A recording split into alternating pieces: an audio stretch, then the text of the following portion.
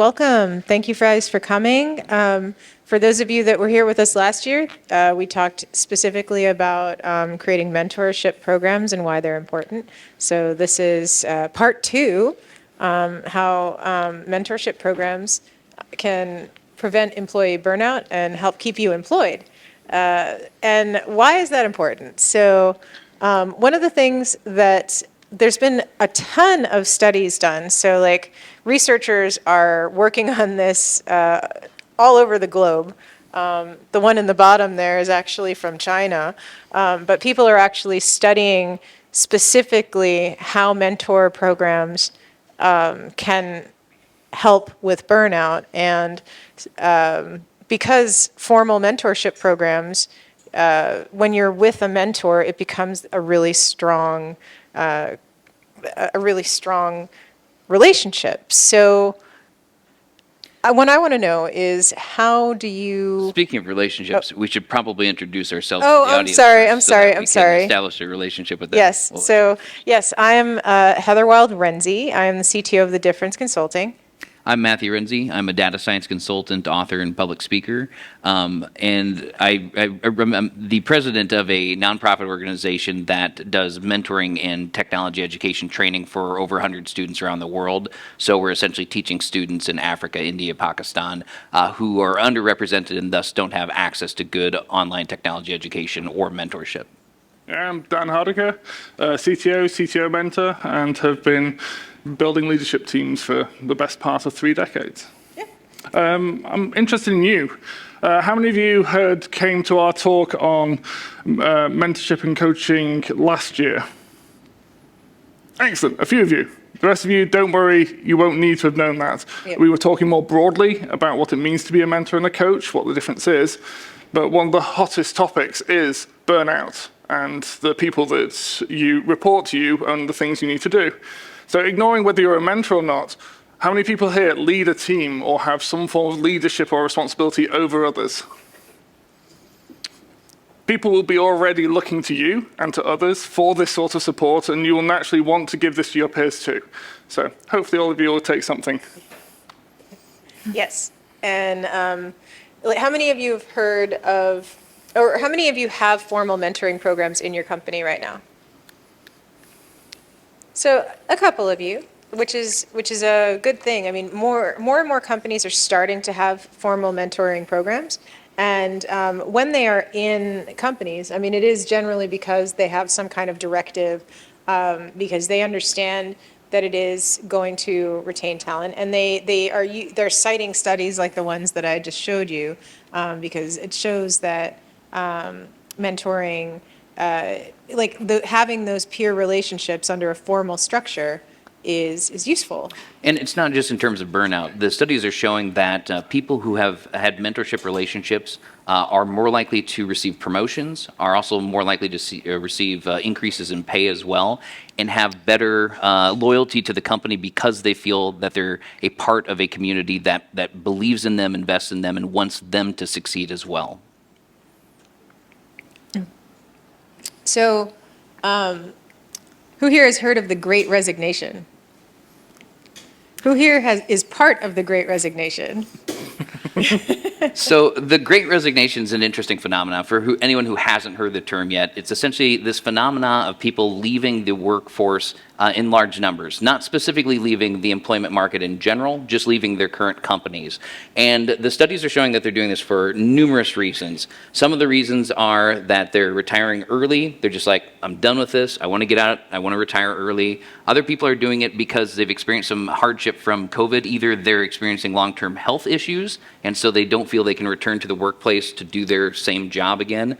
Some people are caretakers for people who are experiencing long-term COVID hardships. And there's also other things that we might have an impact over or control over. So when doing large studies, the number one reason that people are leaving their jobs are because they are not being paid enough for the work that they're doing, so they switch to a company or a job that's going to pay them more. Number two reason is that they feel undervalued or that they don't have purpose or meaning in the work that they're doing. It's just unfulfilling. They feel dead inside. And so the pandemic kind of acted as a trigger. It's like, life's more important than this. I don't want to do this for the rest of my life. I'm going to make a career change.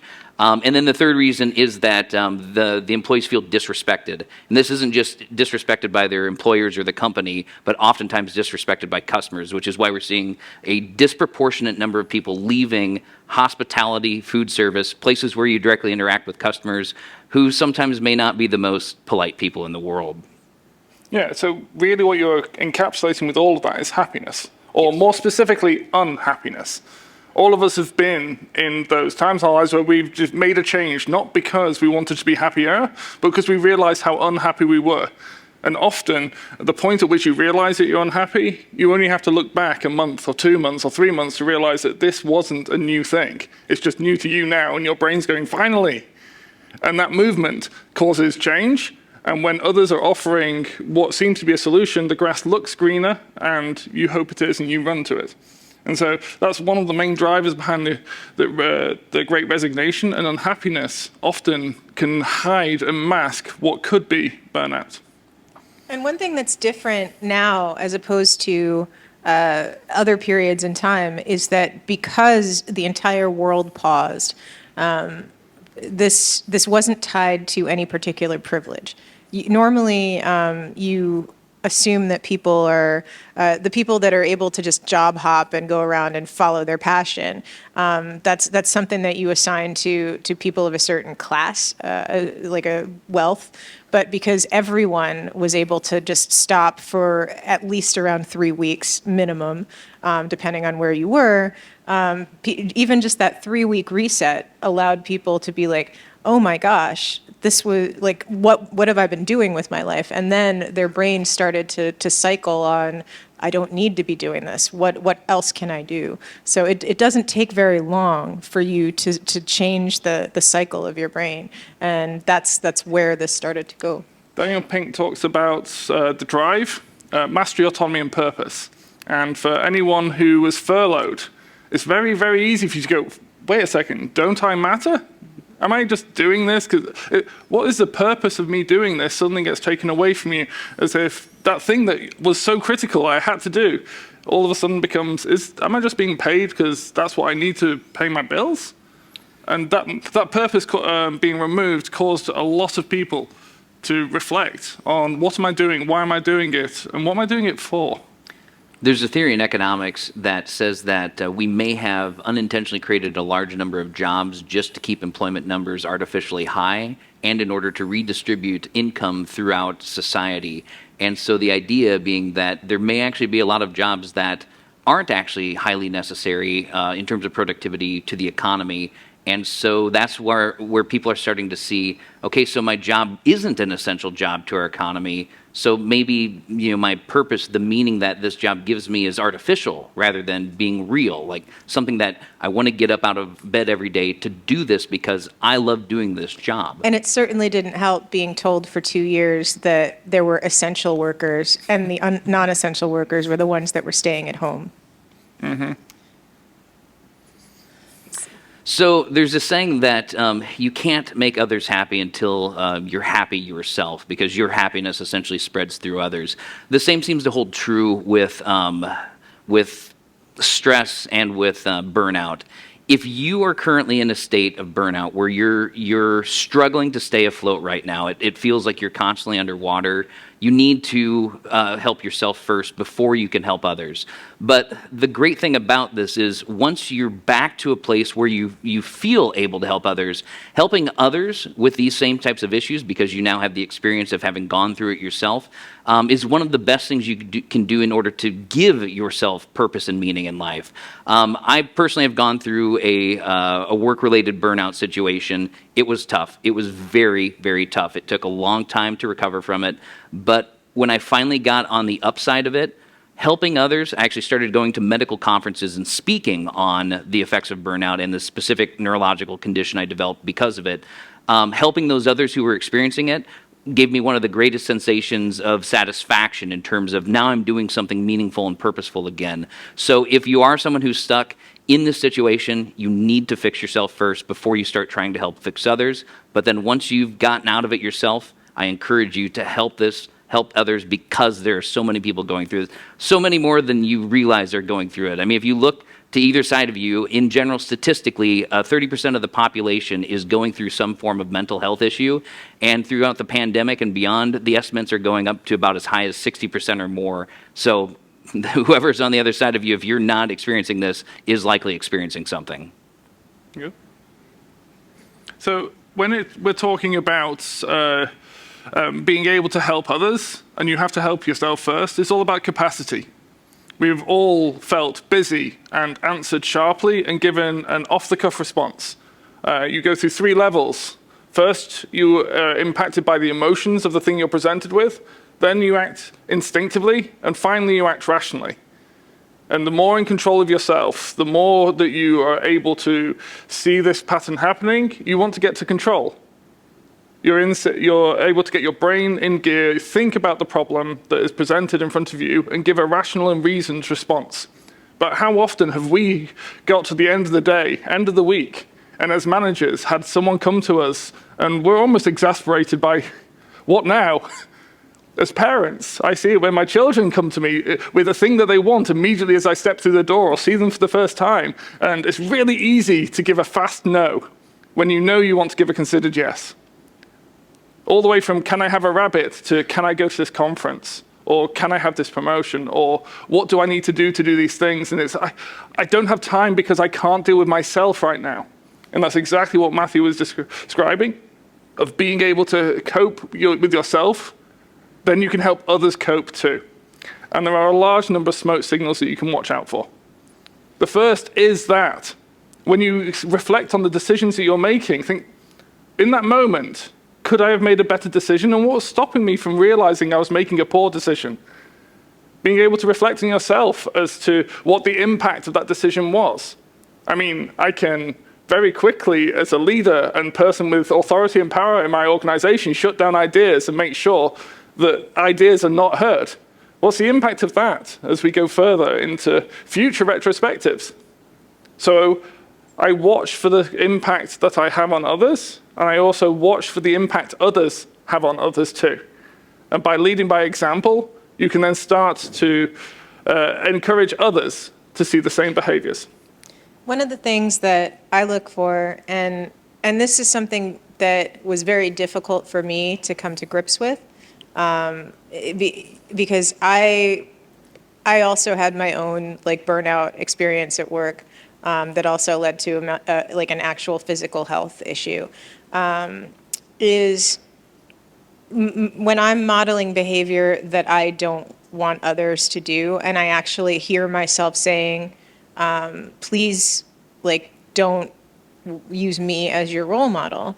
I'll actually say this to people, I'm working late, I don't expect you to. Or I'm coming in early, I don't expect you to. I'm working on weekends, I don't expect you to. Don't use me as your example.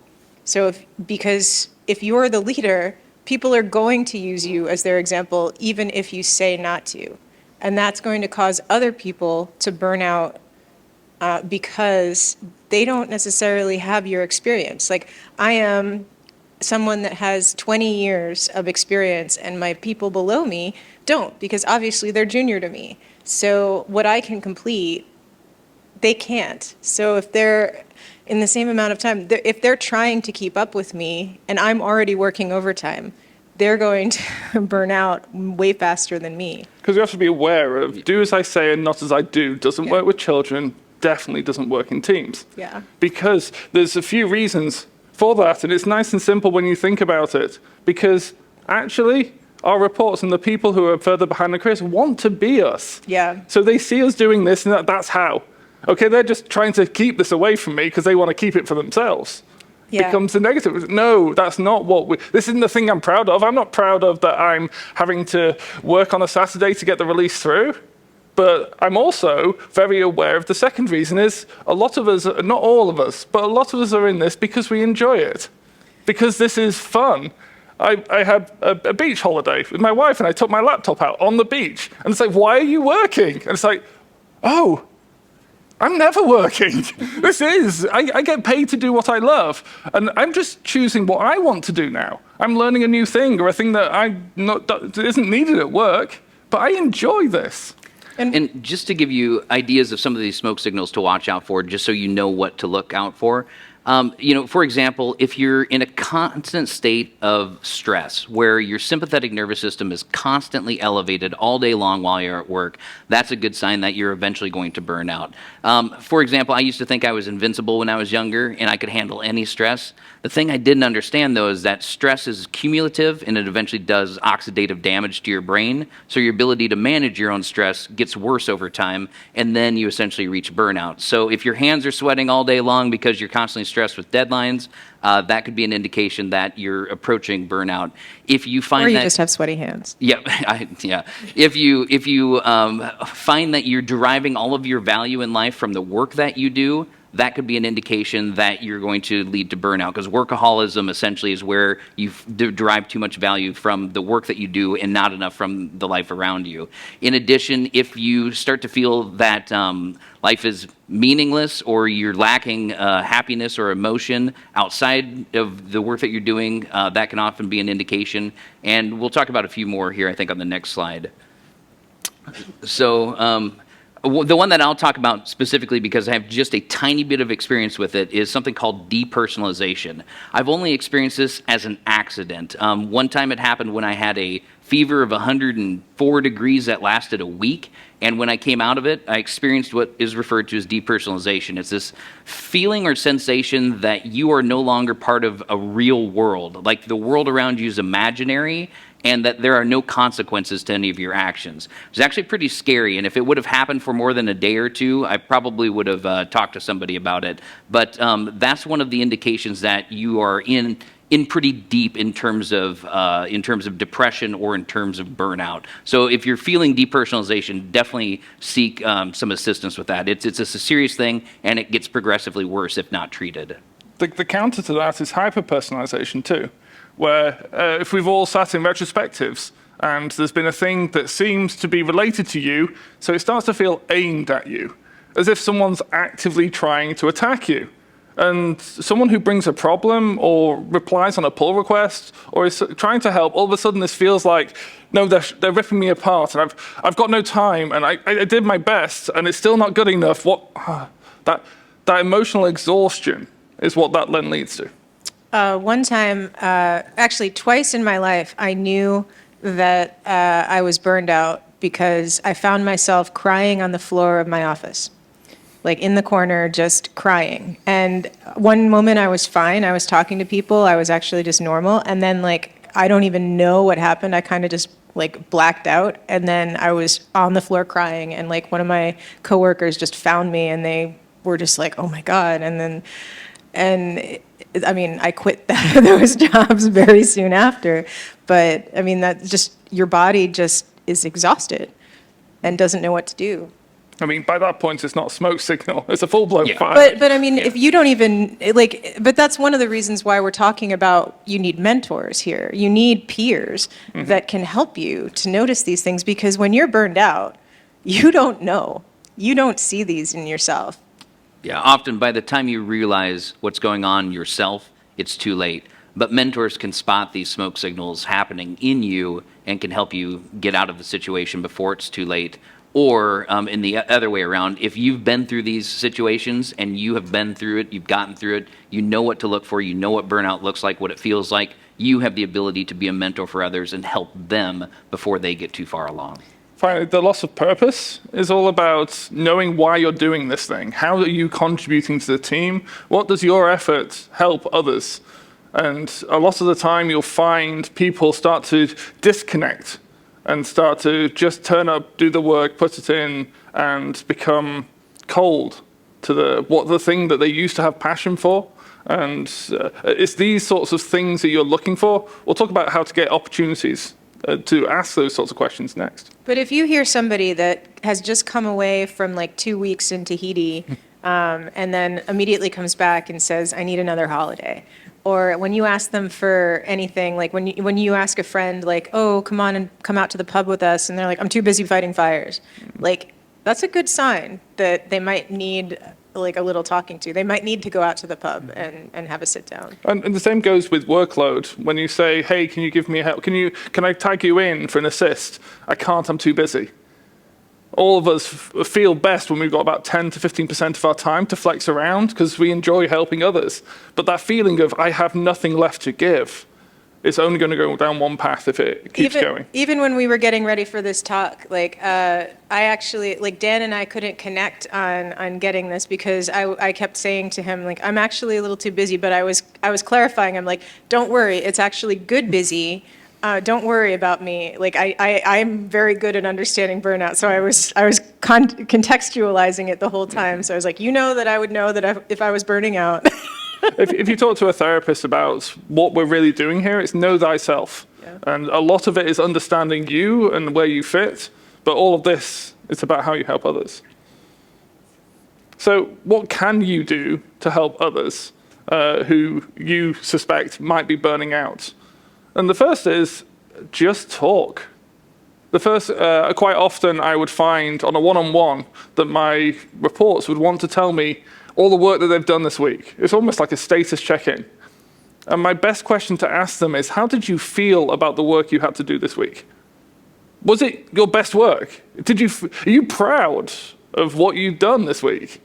Do you feel like were on top of it? How was it feeling as you progressed through the week? Did it feel like a hard slog? And if that's a hard slog because you're down a rabbit hole, did you get assists from other people around you? Did you feel alone? Did you feel together? How did you feel in these moments for the week that you've done? It also helps when you go down the path of results-only working environments, called ROW. It gives you a basis to not track time, but to track outcomes. And then you're asking them, how did you feel? Because once we get past our 20s, we know what a working week feels like. We also know when we've worked too much, we know when we've slacked off, or that we've been distracted. Creating an environment of psychological safety enables your reports to be able to tell you, you know what, I took it a bit easy this week, but I've been having a few problems at home, or my brother's lost his job, or whatever is going on in their personal life has taken it, but I need help. Or, actually, no, I've got this. I'm good. I've had some problems. Debugging that issue, it took me 3 hours rather than 1, but we've all been there. Is so different when you start to see and hear, and you can start to notice the differences in how they respond. I'm not suggesting that you should befriend everyone in your organization. What I'm suggesting is you should see them as potential friends to be friendly to, and engage with them in that emotional way, enable you to have the triggers you already have in all the other relationships in your life. You can apply these in a work setting and do it appropriately. Yeah, I agree. The first line of defense, I believe, is essentially talk therapy. Someone just being able to explain their problems to you oftentimes is enough to release that emotional tension.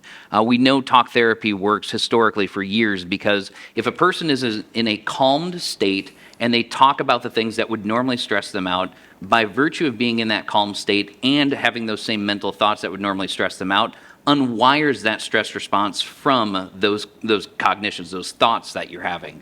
Now, beyond just talking about it, someone may be even further down this rabbit hole where it might be advisable to recommend other forms, more, I want to say not aggressive, but level 2, things like mindfulness and meditation. I meditate for 30 minutes every day. I've done it for 10 years of my life now, ever since my burnout issue, and it helps significantly. I'd be more than happy to talk to anybody about it afterwards. I've read several books on cognitive behavioral therapy. It makes complete sense why these techniques work to minimize negative self-talk in order to reduce stress. Mindfulness-based stress reduction techniques. There's a whole slew of these things that can be done. As a mentor, you're probably not qualified to do this, but it's stuff that you can recommend that your mentee can look into in order to find tools to help cope with the stressors that they're dealing with in order to avoid burnout, or if they are already burnt out, that can help them get out of that state. And the one last thing I think I should recommend is medication. And there's a lot of people in countries that have strong aversions to medications for mental health. The way I like to think about it is you can stub your, like the physical analogy is you could stub your toe and you just walk it off. You could break your leg and you need crutches for a little while until you can walk again. Or you're your leg's completely mangled and they're going to have to amputate. It's the same kind of thing with mental health. Sometimes you just need to walk it off. Other times you need to take medication until you've learned the skills in order to stand on your own 2 feet again, mental health wise. And then other times you could end up with a disorder like schizophrenia, where you will simply just be on medications for the rest of your life. There's just no way around it. But we as a society need to get over this aversion to medications for mental health issues in the right context, the proper context. Well, it also depends on what country. I mean, I know in America, we have the reputation of being pill crazy. Anyone that's seen American television broadcasts, you know that like every commercial break, we have at least 2 ads for some kind of medication or other. So where 90% of the commercials, the list of side effects. Yeah. But I mean, there's also like, I mean, alternative medicine, like Eastern thought. It doesn't have to be like a prescription drug. There are many alternative ways that have been handling mental disabilities since mental illnesses for thousands of years. So, I mean, it doesn't have to be a prescription drug. There are things out there. But I mean, one of the things that I do, like specifically as a CTO, like that manages teams, when I suspect my employees are burning out, because developers burn out all the time, or start to, is like I notice another smoke signal here, that people start to sound tired, that are usually like chipper, or there's just, I can start to kind of tell that something's a little off with people. And I start every meeting that I have with anyone with a little bit of like not normal, I mean, with rapport building. Like I always start meetings. I know some people hate that people do that they're like the how's the weather kind of stuff, but I'm purposely trying to drill down to see if people's answers are changing.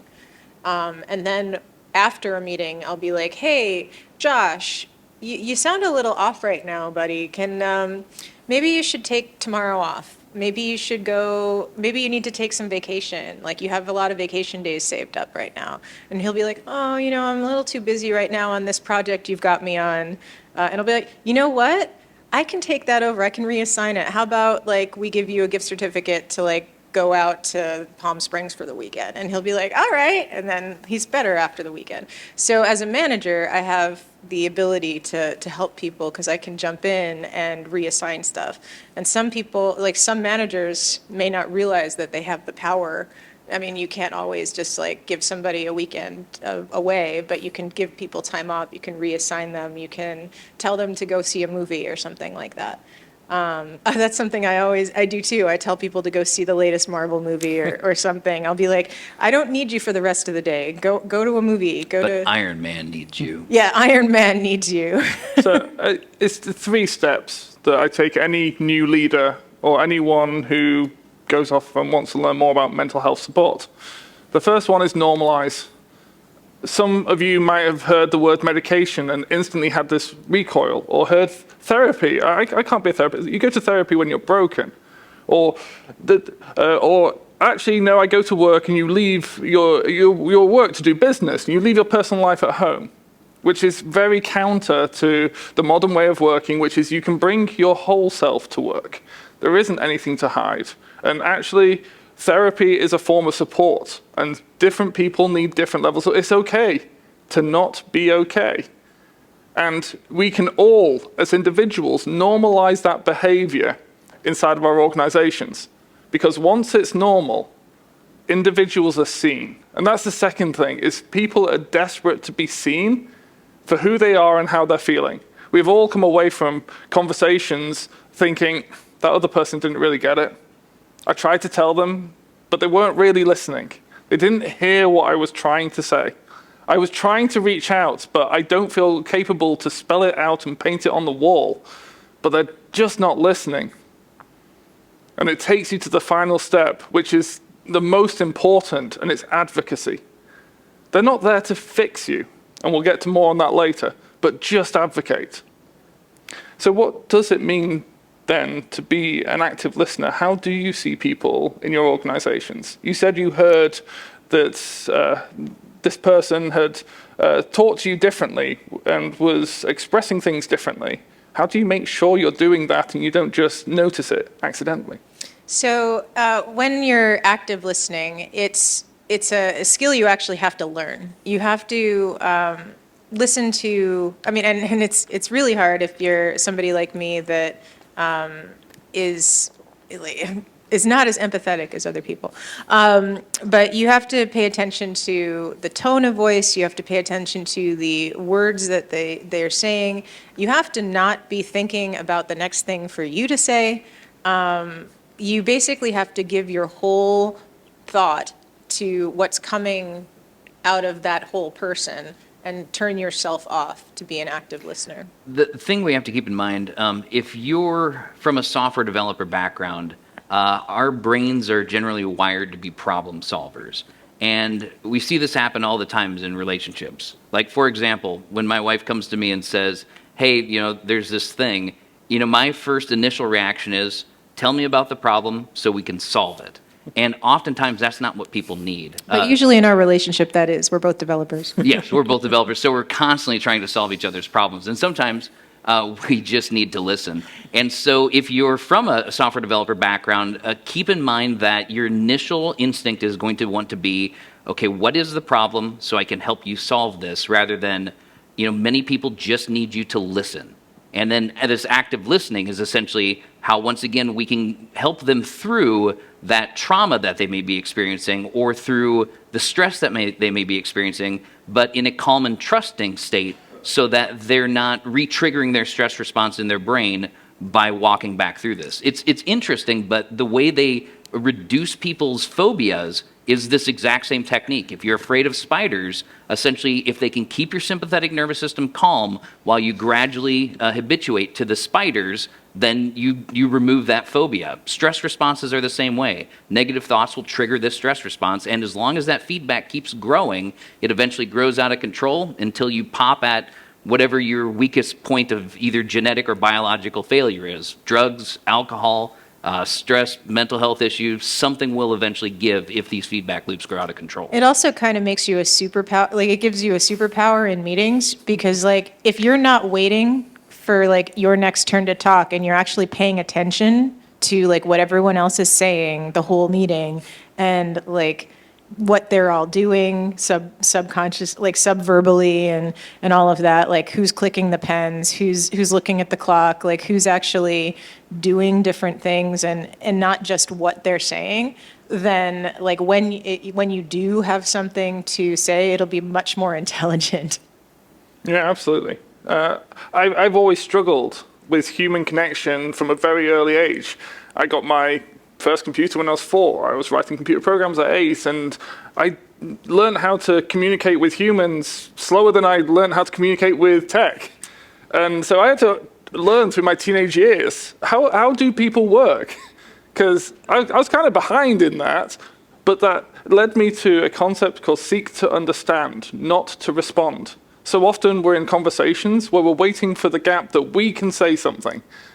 But if you're trying to understand what that other person is telling you, enough that you could then go off and repeat what that other person said to you, and be able to actively not accept and adopt their opinion, but be able to advocate for their opinion. Now you're listening. You've heard. Doesn't have to change your mind, but it might do, that's up to you. But being able to understand someone means that you've seen them, and that can be felt, because you can demonstrate that by reflection, and there's a bunch of techniques you can use during active listening, and if you just Google the term, it gives you lots. But ultimately, what it helps you drive down to is, where is the trauma?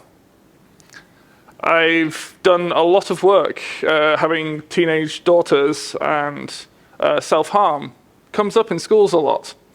And a revelatory moment for me as a parent was being told, if someone is doing an action that you would recognize with self-harm, you try and stop it. How do I stop you doing that thing? But if someone came to you crying, you wouldn't say, how do I stop you crying? So often, we try to treat the symptom and not the cause. Look for the trauma. What is the cause behind what's putting them into distress? And this distress is leading them to burning out. And you don't want them down that path. So how do we find the underlying cause which is causing them harm? Yeah, oftentimes, we focus on the symptoms and we don't spend time looking at the underlying cause. I'll give you an example. Somebody goes to the grocery store one day and out of nowhere, never happened before in their life, they have a panic attack.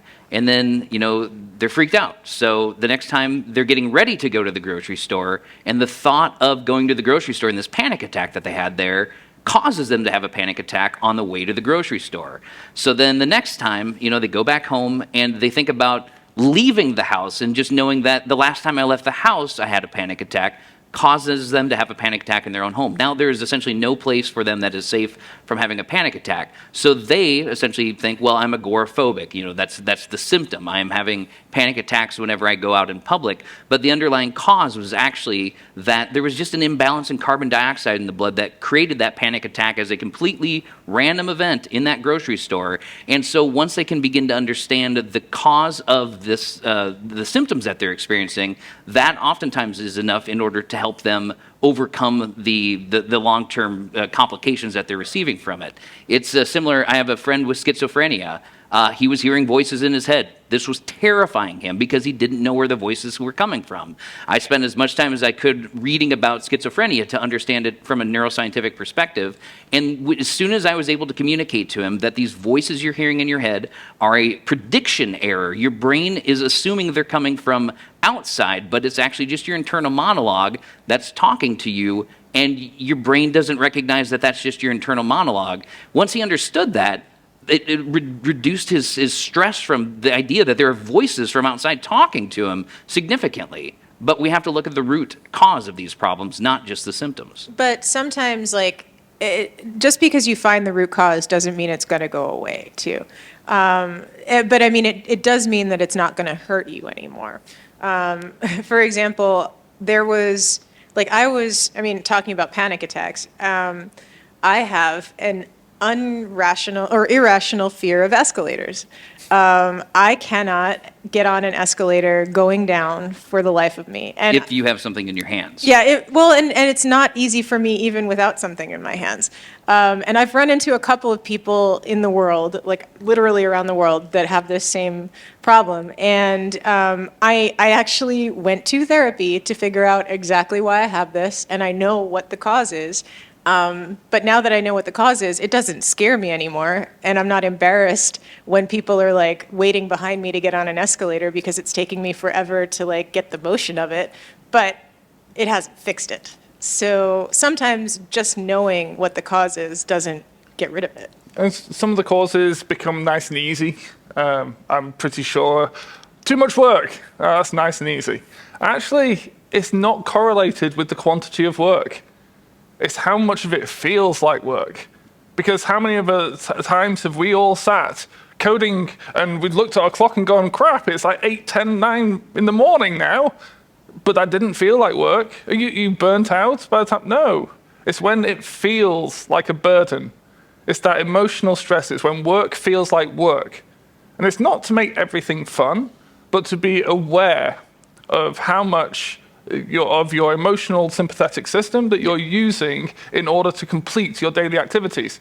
And thus then it's not the quantity of work.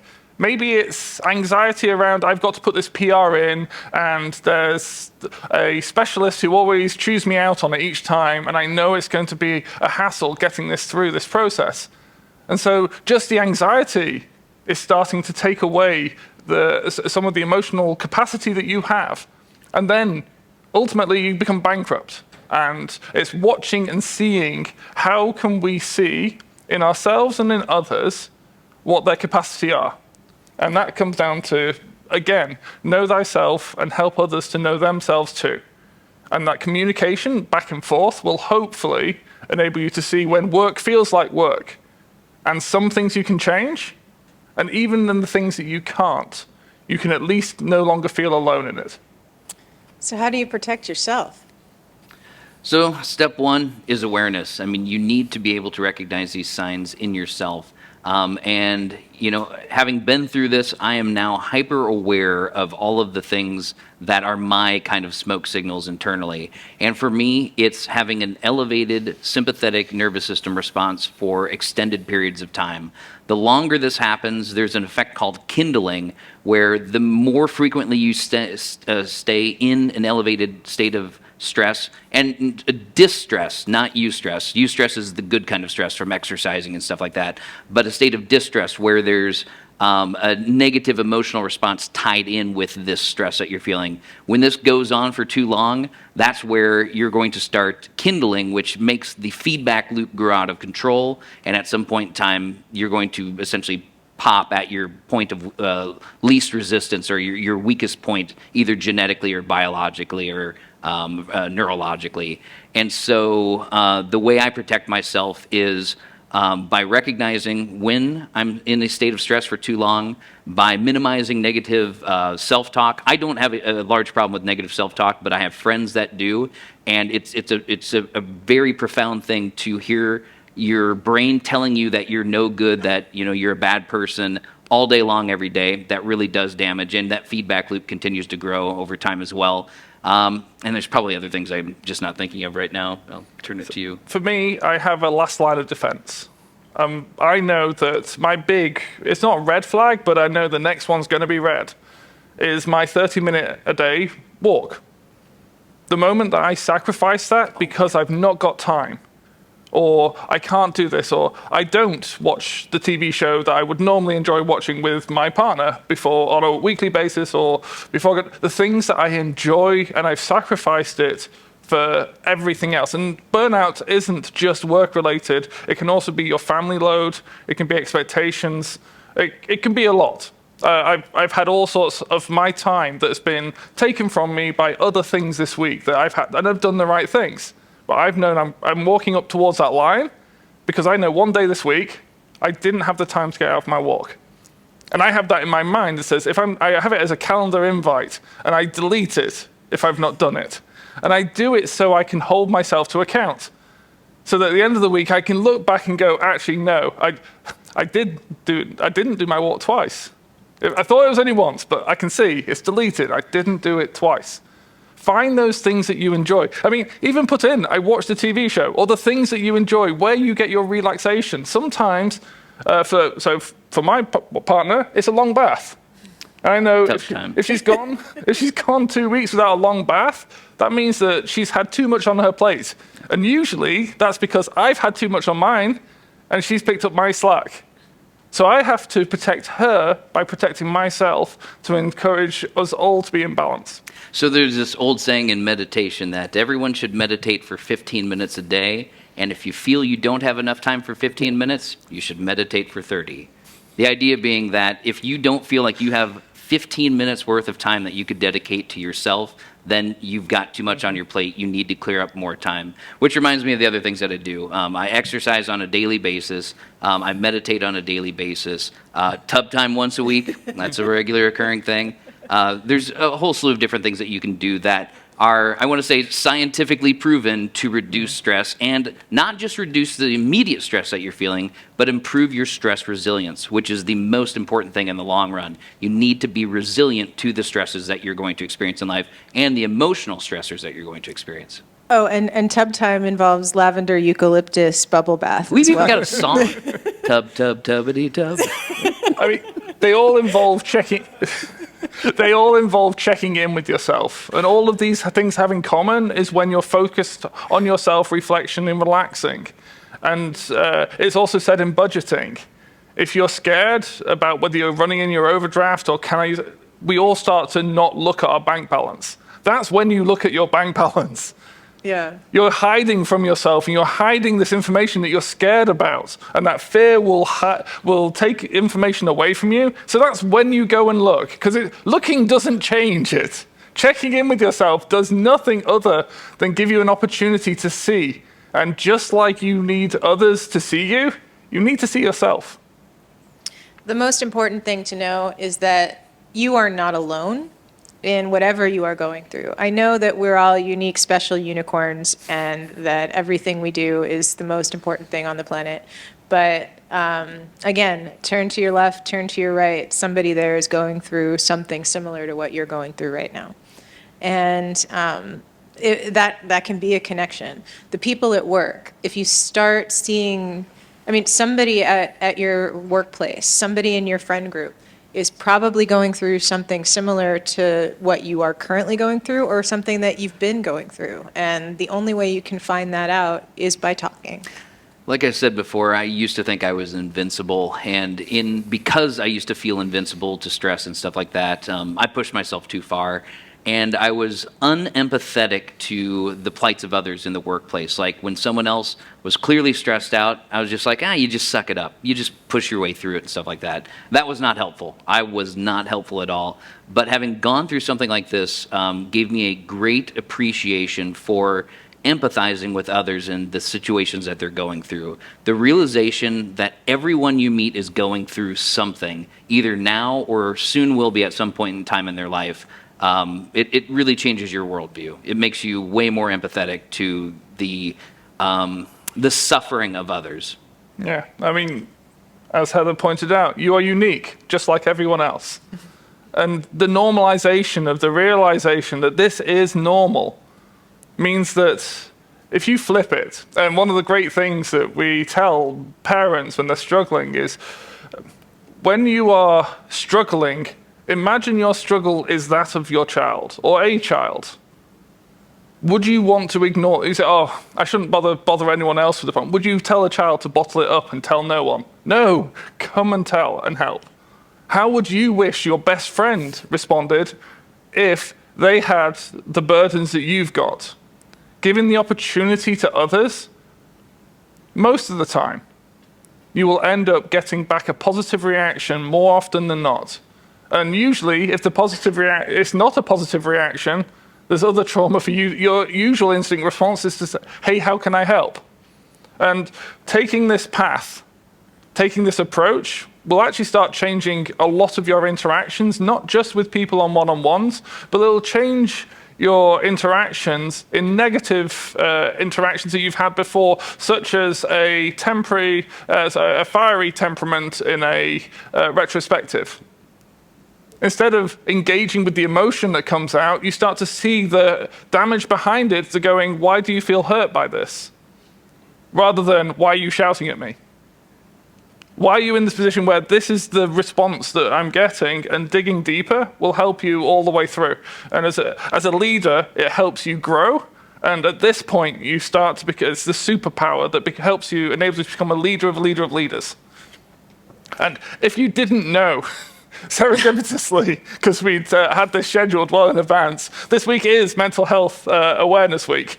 It runs all there, runs through the week.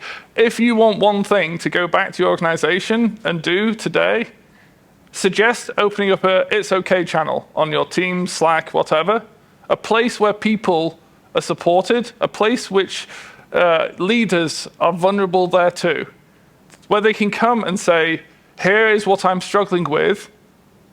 That's what I just wanted you to know. I've been in my channel before and said, I've had a really hard weekend with the family this weekend. I am exhausted this morning. I'm really sorry if my responses are curt and shorter than they normally would be, because I don't have it all today. I am not okay. Just want you to know, I apologize in advance. It's not okay for me then to go off and be a dick. That's not what it's for. But what it is there for is to give people the opportunity to turn around and go, okay, I understand. That one slides, but I still want to be told you were being a dick. And I would just like to end my portion here with a disclaimer. We may be mentors, we may be helping others, but we do have limitations in terms of our knowledge of psychology, our knowledge of how to help people. So if you're ever getting into that zone where you feel uncomfortable that this is beyond your ability to help a person out, be sure to help them get in the direction of seeking professional help from someone who actually understands cognitive behavioral therapy, how to teach it, and mindfulness-based stress reduction or meditation. You are not a therapist. Yes, Right. yes. You are not being asked to be therapists. And nothing we've set up here is medical advice. It's just it's a full disclaimer. The suggestion is being therapeutic. That's all. Yeah. Yeah, and in case it wasn't clear throughout this whole thing, Our job up here today was to show you what it's like to be mentors to other people. I mean, it doesn't have to be a formal mentor program, although if you have a formal mentor program in your workplace or the option to join one like this, then that's wonderful. But I mean, even just going and talking to someone else, sharing your experiences, that's mentorship. And talk about the, oh. Does it go? No, I got it. Oops, sorry. I dropped my backpack. Sorry. Yes, so just like you can volunteer to be a first aider in your organization or a fire marshal, you can volunteer to become a mental health first aider. And so at this link, they'll give you all of the courses.